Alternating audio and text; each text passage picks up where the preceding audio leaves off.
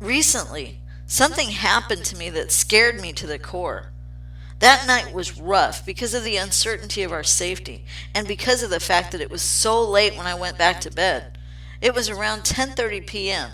My husband John and I were glued to the news from the meteorologist. We live in Mississippi, and the wind and rain were raging outside, slashing viciously against the windows, and we might have had to take cover at a few moments' notice. I had school the very next morning. I'm an online English teacher. Because my students live in China, I work on Beijing time. I had to get up very early. I made it through my classes but became very sleepy after they were over. It was in this sleep-deprived state that I heard a terrifying gurgling sound coming from somewhere in the house. I couldn't tell exactly where. I just knew that the toilet was overflowing or that the hot water tank was about to explode. My brain tends to play tricks on me when I'm severely sleep-deprived.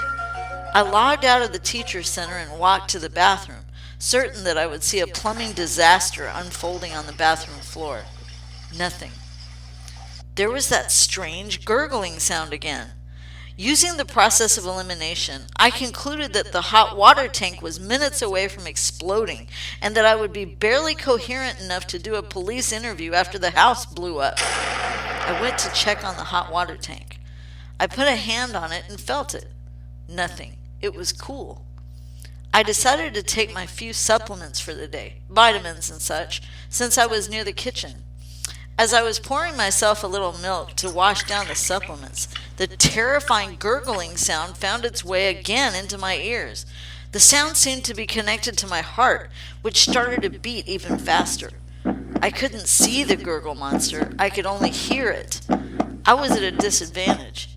My husband wasn't home to valiantly protect me from said gurgle monster. I realized even in my brain fog that the sound appeared to be close this time, very close. So I looked behind the cup I was pouring into. There behind it was the culprit. The coffee maker had been accidentally set to on. It was making gurgling sounds as it heated the coffee from earlier. It wasn't an impending hot water tank explosion. It wasn't an overflowing toilet. It was something much more simple. A coffee pot. A coffee pot terrorized me this morning. Utterly terrorized me. I messaged John, who later called and laughed heartily with me, theorizing that he must have accidentally hit the switch as he was getting ready for work.